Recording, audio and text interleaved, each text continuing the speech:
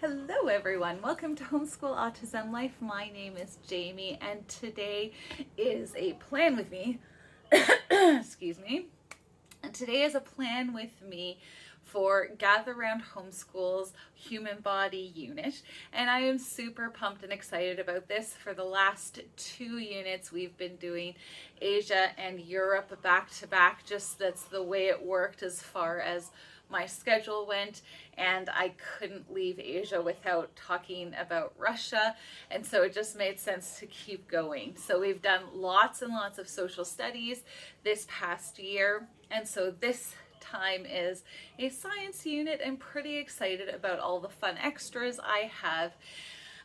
One of the things that I do with my kids for the year is I kind of decorate just a couple of different places with a banner over the table where we work, and then there's like a little poster that I usually do of the country or the not the country, the continent that we're doing. Is that the right one? I think so, yes. And what I usually do is I have the kids each and every time do a flag of the country that we're talking about. Human body, we're not really going to do that exactly. It's going to be a little different. So for the poster thing, I'm just going to be putting up a series of these ones. They're the posters that came with the unit, or you buy extra with the unit. And I was really excited because they're very nice looking. Human body stuff I think can look a little bit and so I'm really excited to put these up, and I'll just change them out as we move through the program, and I'm going to try and make sure not everything falls. Okay. And the other thing that we're going to do is I usually have with each country a little passport stamp, and obviously there's no passports for the human body. So what we're going to do is I got this stuff at IKEA for like dollars. And we're going to make an outline of the kids. And with that, we're going to put them up on the wall. And then with that, we're going to be building their skeleton. They should have had all this pulled out. And all the little bits and bobs. And each of my children, especially for the face and the brain and stuff like that, I figured we'd end up doing kind of one of those, like they cut it out, there's the skull, and then they'll tack on the brain bits. But yeah, that's one of the first things that we'll be doing, and I'm really excited. And then each time we talk about a new system, we'll add all the bits and bobs to their body, and then at the end, if they want, we can make clothes for their bodies and stuff like that. So I'm really excited because I think it's going to be a lot of fun and just a fun way to do that. So I'm also going to try and brain work. I will put a link down below to this stuff if you are interested in doing that with your children as well. Another thing that I got from Twinkle is this, my review book all about me. And I wanted to talk a little bit to my kids about mental health, just what it is, a brief overview. My kids are 10 and 12, and so I wanted to make sure that they just had an awareness of it, and it wasn't something that they would be like, what are you talking about? And so this is my way of doing it at their level. Just ask some questions. How is going well for me? What's not going well for me? What is going well? I said that wrong for some reason. Things I need support with, what my week looks like, are they overwhelmed or are they okay? What's important to me, what's important to my future, what's a good day or bad day like, and if I could, I would, questions, my 3 wishes for the future. It's just like a little star thing. And then who I would like to invite to my review, so they review it with their family or friends, and just it helps like just kind of have those ideas in your head, and then when you talk about them, you can discuss things like, what if that doesn't happen and God's plan for your life is different? Are you going to be okay? How would you solve that problem? How would you address it in a healthy way versus a negative way? So the next thing that I wanted to share was just a couple of little fun things I'm going to have out and about. This puzzle came from bookoutlet.ca because I'm Canadian, but I wanted to do something like that. My kids are just getting to the age where puzzles are a fun thing, and then they got this from their grandma, and I have been hanging on to it because I didn't want the pieces to be lost, and so they're finally going to be able to play with this, and they're very excited about that. We'll probably give him a name because he's a mascot, all of that fun stuff. And then I like to give my kids an assigned book when we're doing a gather round unit. I think assigned reading helps just stretch them a little bit, specifically my youngest, who just prefers reading graphic novels, which I understand given her eye history, and I will leave a link down below to that, but she struggled to learn how to read, and so it's not her most favorite thing to do, but I also know that she needs to be stretched every once in a while to learn that she can do it and not be afraid of it. So if she needs help, of course she can ask me, but I figured this small little chapter book, there's lots of big words and sometimes there's pictures, but it's The Magic School Bus, The Search for the Missing Bone, and she has enjoyed Magic School Bus in the past, and so we will be doing that.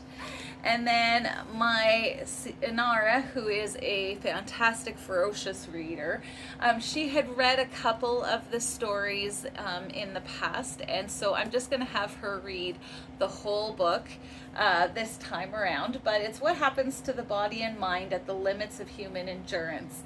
And there's nothing like overly, like it describes things, but there's no pictures, there's no like super graphic information that I've found or seen, but it's just talking about endurance and what happens when you're deep diving or when you're at the top of Mount Everest and that sort of thing. And so I thought this would be a good one for her.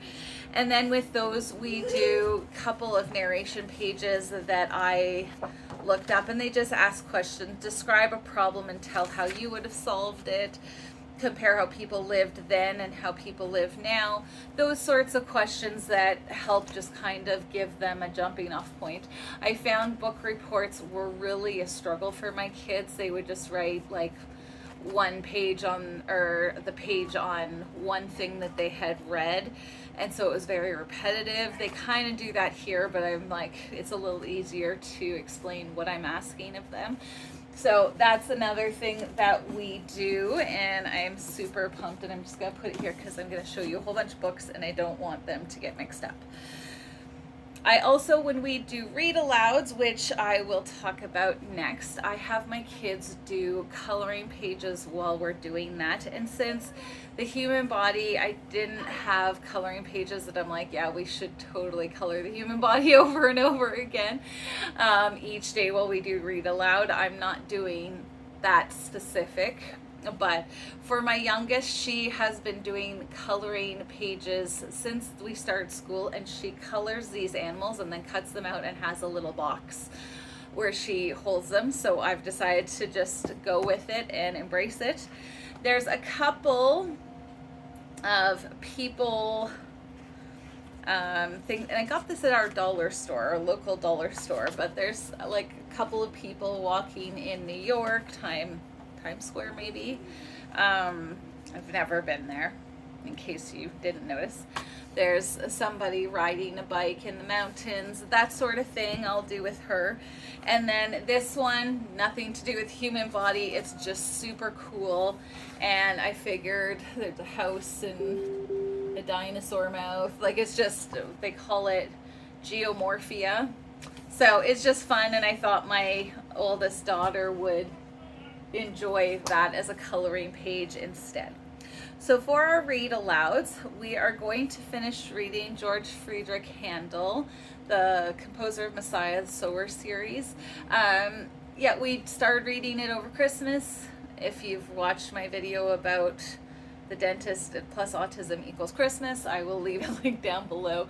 Yeah, we didn't get to reading all of it, so we will read the rest of it. And then I wanted to read Swiss Family Robinson. Again, it's about a survival story, and I think my kids will enjoy that one. Superbook. My kids love watching Superbook even at 10 and 12, and we got this as a part of our Christmas gift from them, and so I just wanted to talk about this one. It's Jesus Feeds the Hungry, a bodily function. Jesus cares for our needs, and I wanted to share that one. When we got to the Digestive Unit, I wanted to share this one. We've had this book for forever. My kids are probably getting a little bit too old for these types of books, but I think sometimes you throw in a picture book and it's just fun. So what happens to a hamburger? And it just explains that. And then I'll do a couple of excerpts from this one, Under the Knife, and it's just the history of surgery and 28 remarkable operations. So it talks about the start of operations, it talks about bloodletting, that sort of thing. I'm gonna have to read through and go, okay, this one's appropriate or this one isn't. But it talks about even our high-tech surgery options now with like the little microscopes and stuff like that involved. So I just thought it would be very interesting to discuss some of those things with my kids because it's a lot of fun.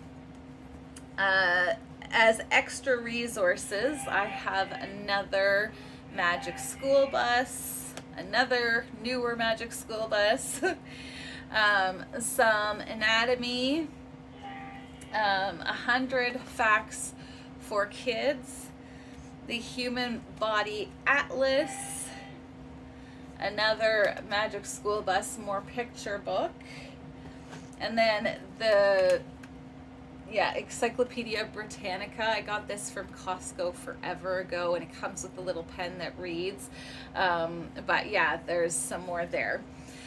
The last thing that I wanted to share is on YouTube, each lesson I usually have a couple of videos just to kind of back up the lesson that I talked about, and I will leave a couple of those channels linked down below that were go-tos for this unit. There's two doctor twins, and my brain is not remembering what they're called. The Bronco one, which is more kid-friendly, but my kids like watching that sort of thing.